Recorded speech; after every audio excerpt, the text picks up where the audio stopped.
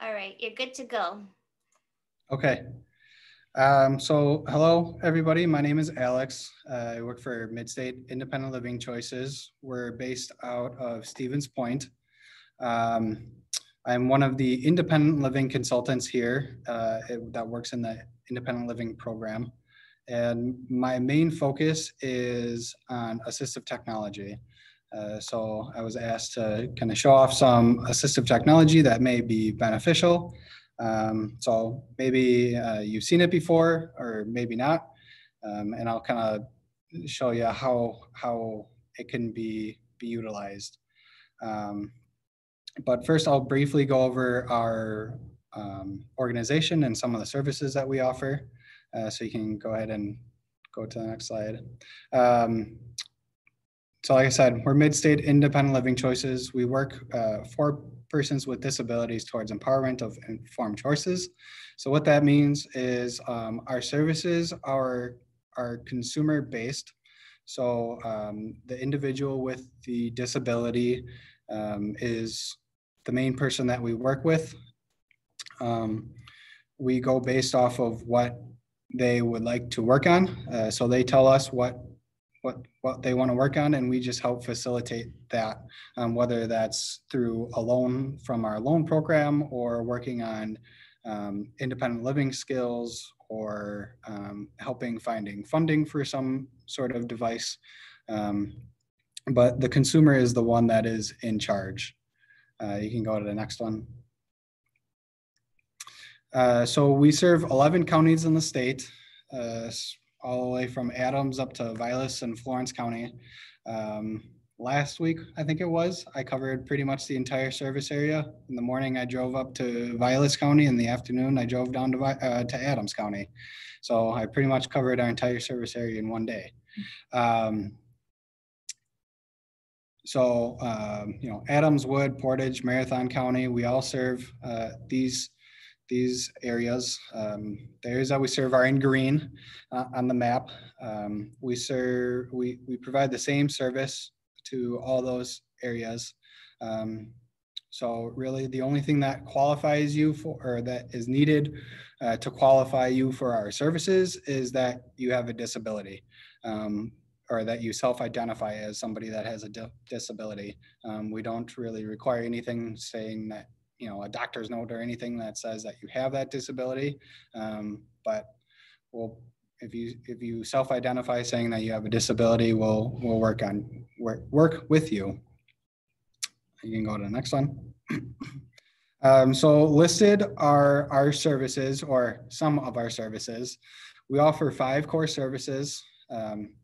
I should back up a little bit and say we're one of 8 independent living centers in the state of Wisconsin.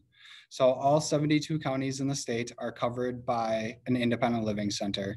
We cover the central and north central part of the state. So if you have family members or anybody else in a different county than what we serve, there's an independent living center that we can get you connected with. We all offer the same core services. So independent living skills training, information and referral, advocacy, peer support, and transition. So independent living skills training is kind of self-explanatory, but teaching individual different ways on how to complete tasks around the home.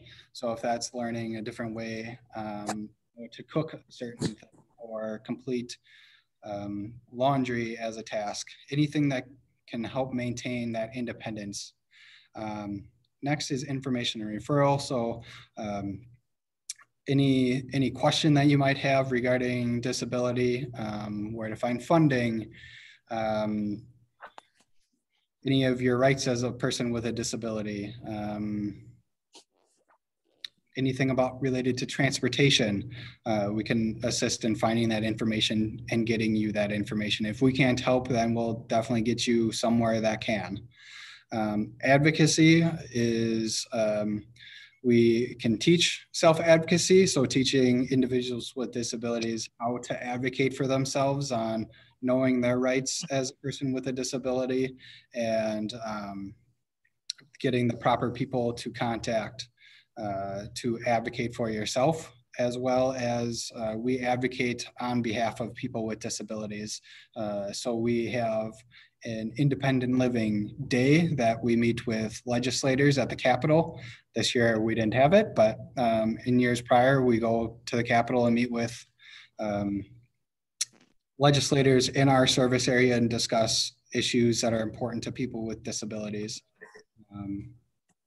Peer support, we offer people with mental health conditions, well, I should back up.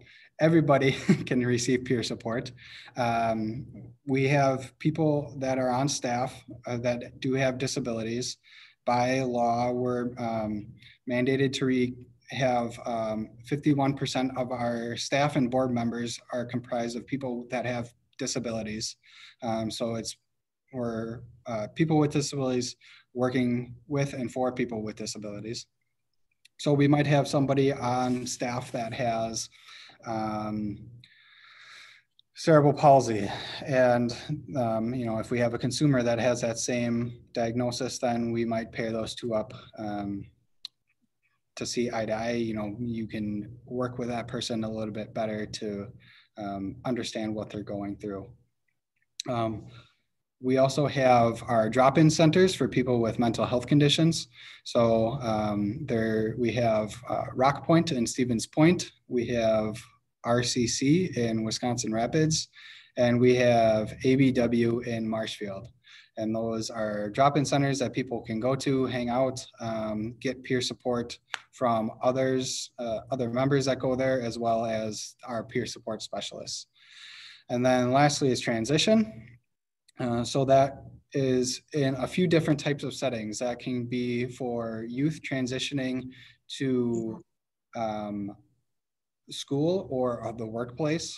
That could be at-risk diversion. So people who are at risk of being institutionalized in a nursing home or assisted living, we want to try to keep those people in home as long as possible. So working with those individuals. And then lastly is transitioning from the corrections or jail.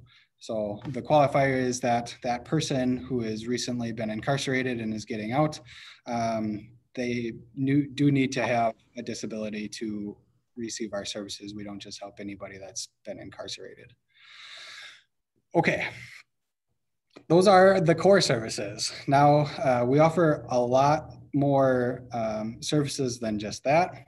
The main ones that I'm going to focus on are our Assistive Technology program and talk a little bit about our accessibility assessments.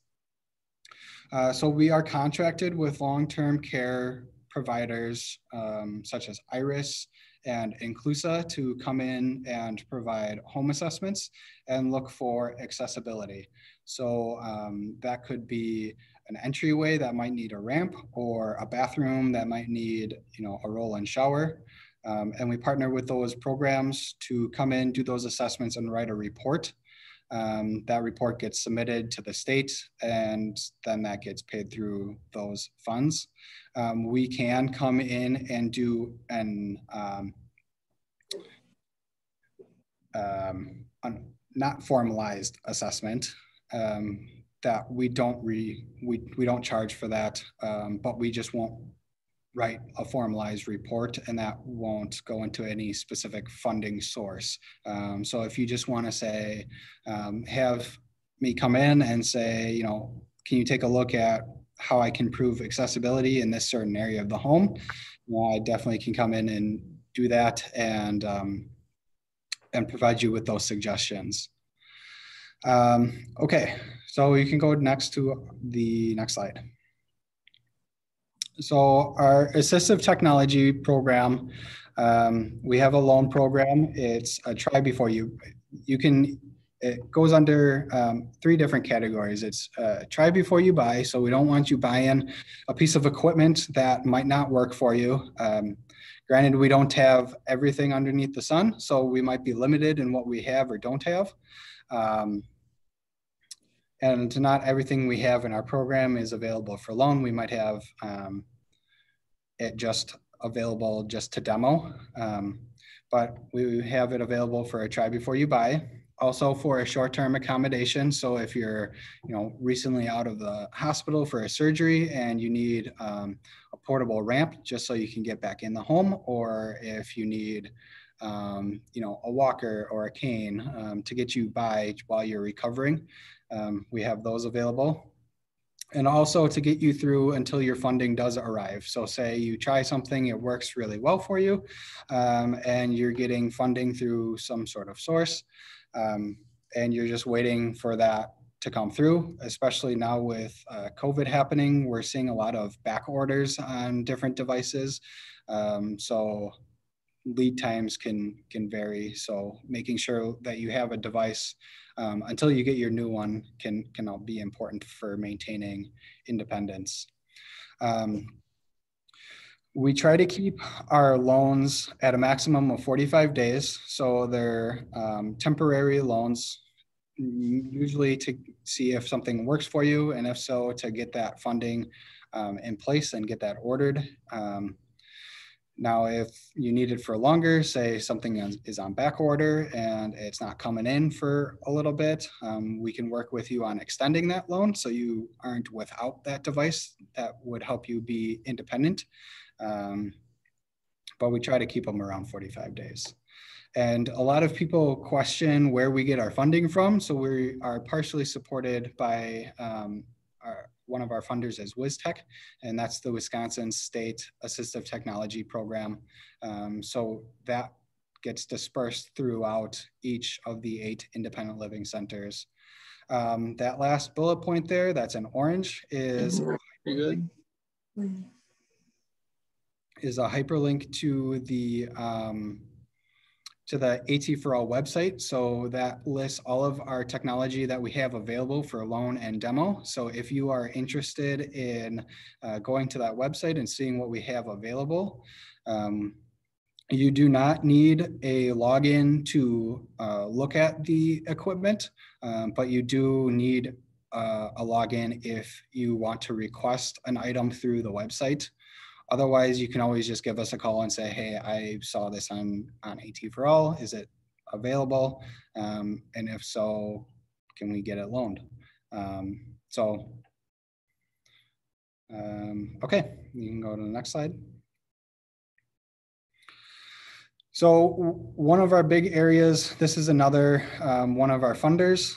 We work with individuals to achieve communication independence. So the TEP program is a unique program to the state of Wisconsin. It stands for the Telecommunication Equipment Purchase Program.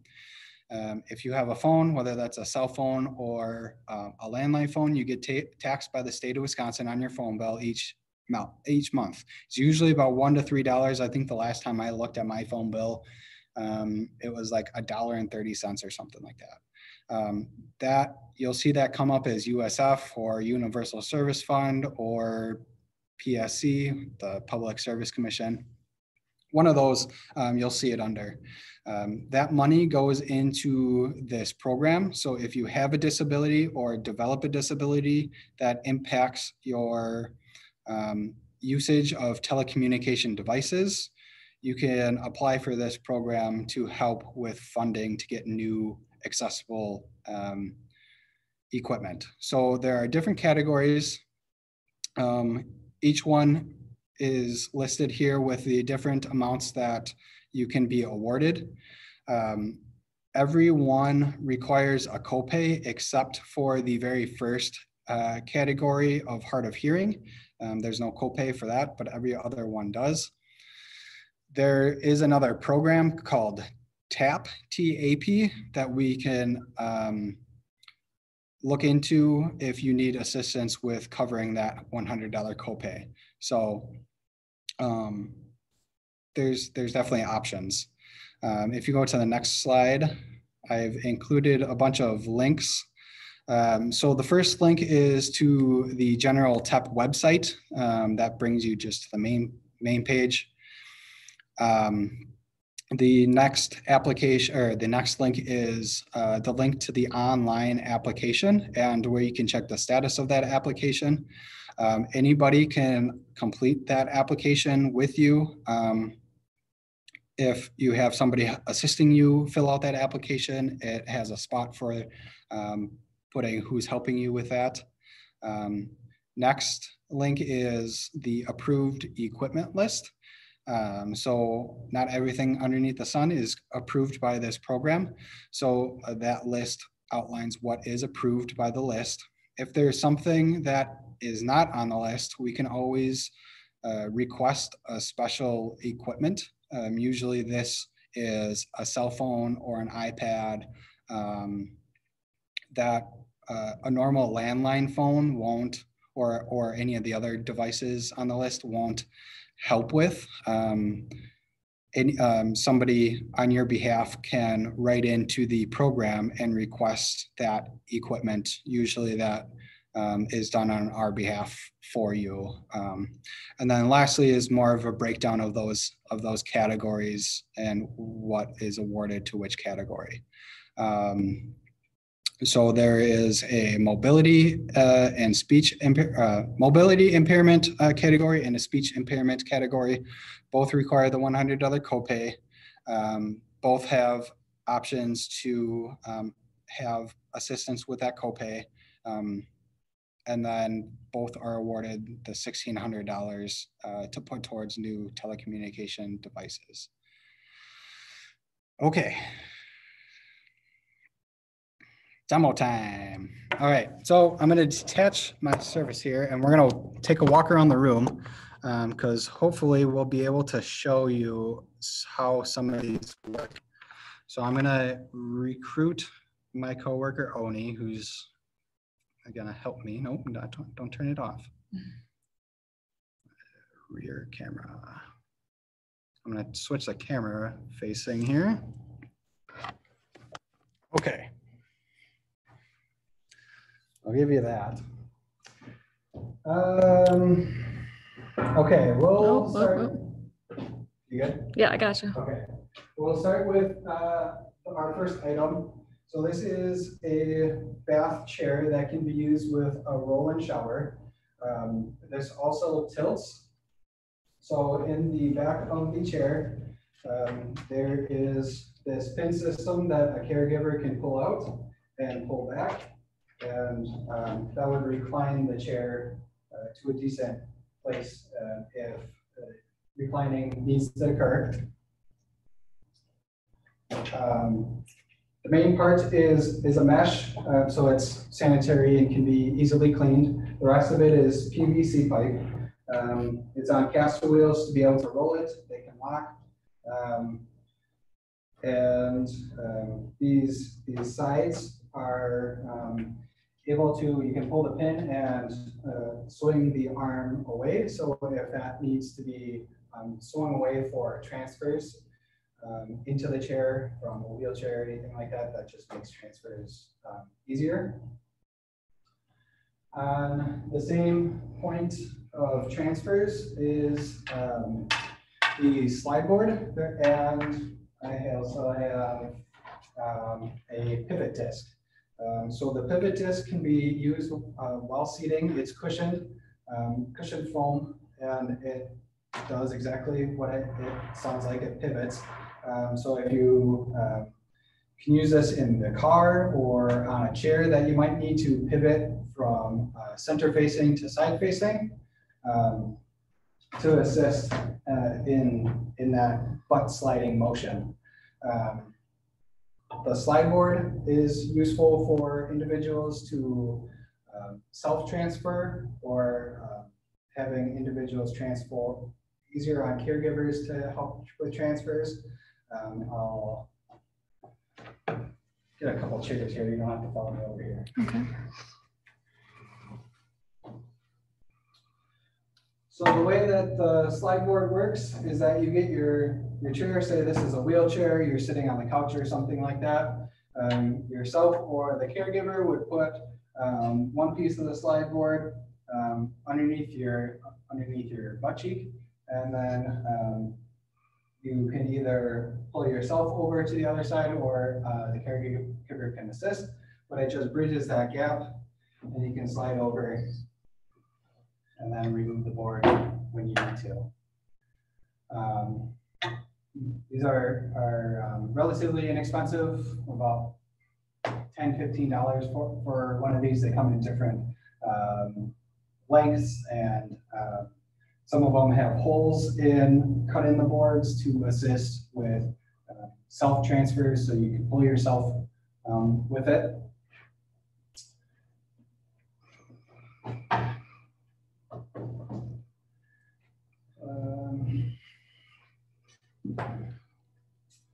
Next is a tablet, a couple different types of tablet stands. So if you have a tablet that you don't want to hold on to, or it's difficult on holding on to, this is a floor stand that you can put your tablets in. This would be the housing. It rotates all around, and it can fit a number of sizes of tablets, possibly a very large phone, but they do make specific phone mounts that you can purchase relatively cheap off of Amazon. Usually you can find those, $10, $20 at the cheapest, all the way up to hundreds of dollars for the most fancy thing. This other style tablet holder, this one expands this way, but it also has the suction cups on the bottom. So put it on a table surface so it doesn't move. That's tablet holders. Next, we have some personal care items. I only brought out this one. This is a hair dryer stand. So if you want your nice hairstyle in the morning and you want to operate your hair dryer single-handedly, or it's difficult to hold on to, the hair dryer would be, the handle would be placed on this part, and it can get secured down with this rope thing. You can gooseneck it to wherever you need it to be. And then the bottom of it is a suction cup, so you can secure it to a table and it won't fall over on you. Okay. Next are some eating devices. So if eating is becoming difficult for you or your family member, there are different things that you can have. So this is a lipped plate. So if somebody has difficulties with scooping on a normal plate, this has a lip around it, so you can kind of corner it on the plate and get that on the fork or spoon easier. If tremors are an issue and you still have some decent strength, this is a weighted utensil that you don't have to have a lot of wrist flexion for.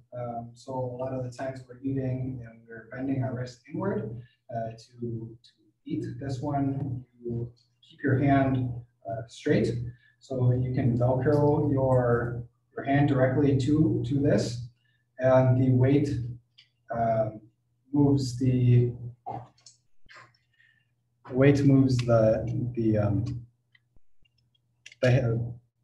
utensil portion of it, for lack of better terminology. Instead of flexing your whole wrist, you have a lot less movement. It might be easier. The reason I say it might be beneficial for tremors is that the weight to it helps reduce those tremors. And then lastly is this super long fork.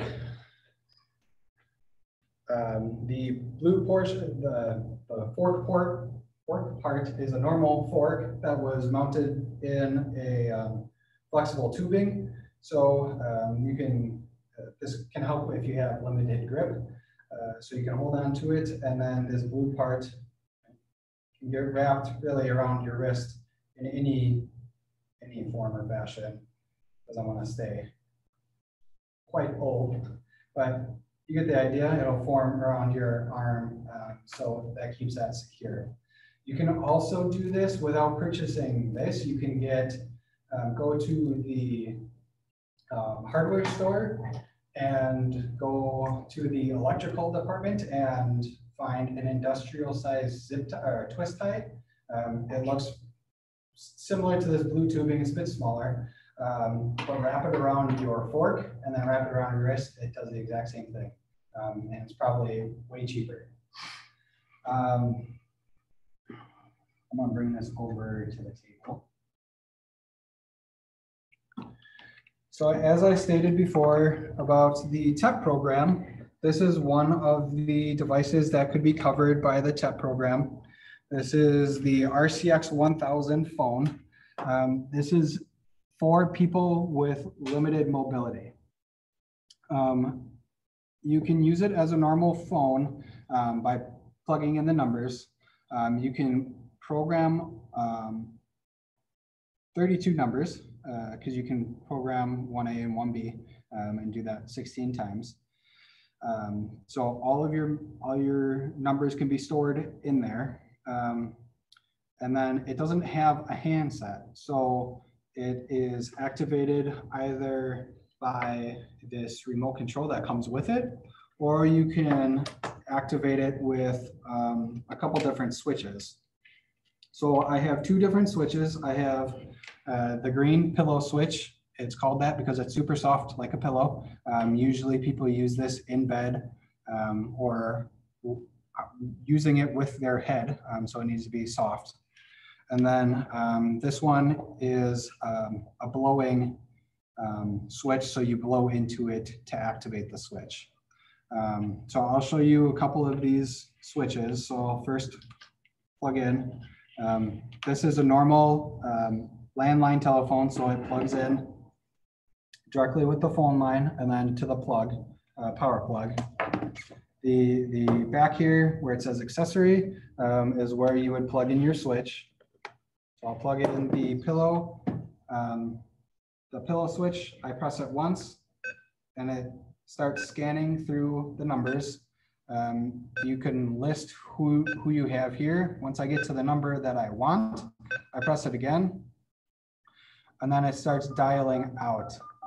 To stop the phone call, you just press the switch again, and it'll shut it off. Same thing works. Same principle works for the blowing switch, except for you just blow into it. So I gotta turn it on first.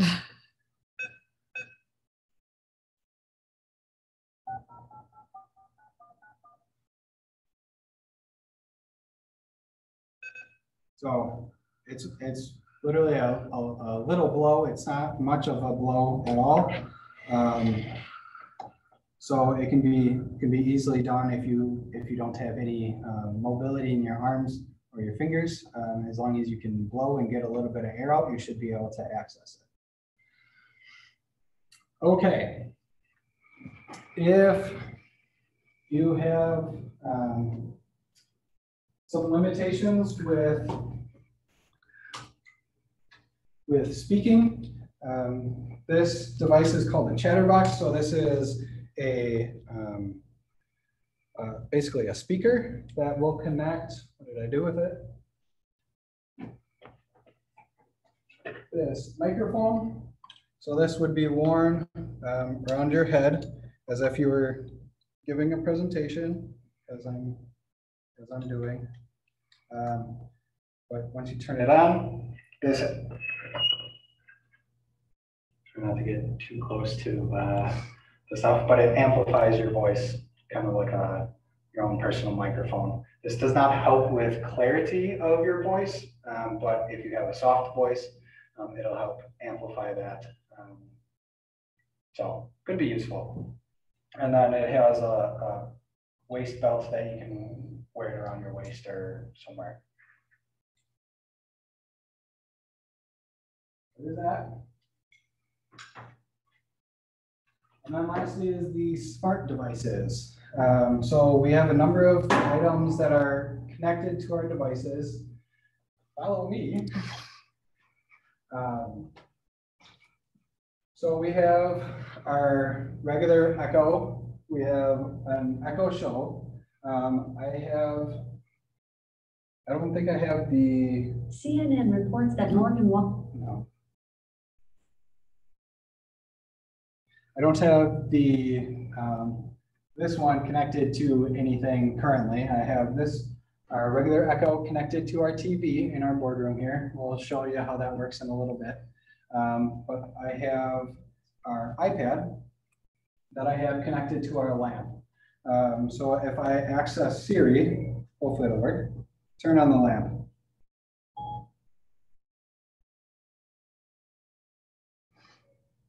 Turn on the lamp.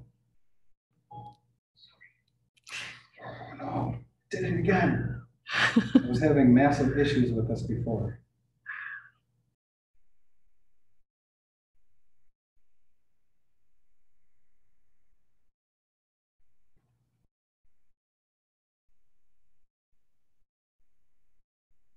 Okay.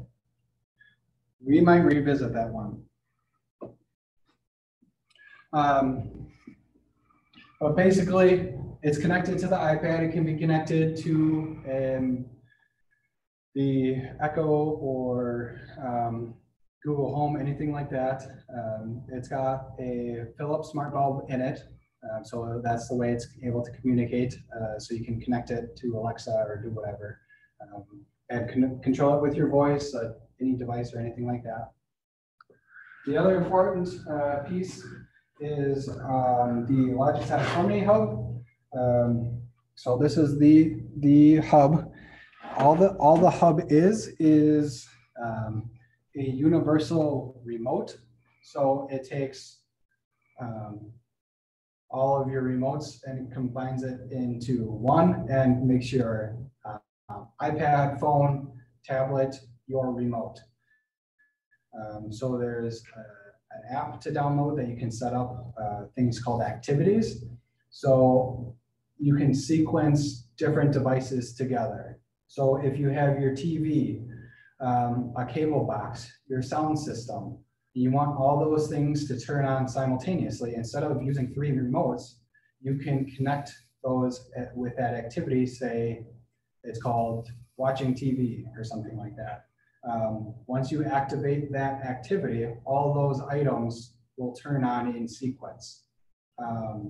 So we have our boardroom TV hooked up onto it. So what I have it doing is I have it turn on and arrow over and select the computer component because we usually connect our laptops to it for trainings and stuff like that. So if I say computer, turn on the TV. Okay. Then it turns on the TV. And after a little bit of a delay, should arrow over to the computer. I built in a bit of a delay. So there it goes. So gotta be a little patient with it. And then lastly, I'll take you outside into the lobby.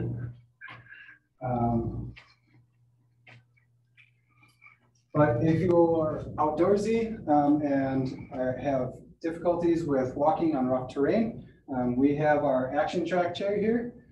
It's joystick controlled. A caregiver can walk next to you and go at a walking speed if they need to control it next to you. They just got to be careful not to run over their foot because that hurts. But it has a gun rack and a rifle rest so you can take it hunting. It's got the big tracks on it, so it works on mud and ice and snow and dirt. So if you have woods at your house, you just want to be able to get outside and see the fall colors, or take it hunting, or take it ice fishing. We have that available to rent. It does come with a trailer, so you have to be able to haul it or have a friend haul it. It requires a 2-inch ball on the hitch. And we got some paperwork that you got to do, but otherwise it doesn't cost anything to rent. Veterans do get priority, so if you're a veteran, you'll get priority with the chair, just meaning that If a non-veteran has a reserved for one weekend and a veteran calls, says, I want it for that same weekend, then that veteran would get that chair over the non-veteran. So that is it. We'll switch back to the regular view and I'll field some questions. Okay. Who's got questions?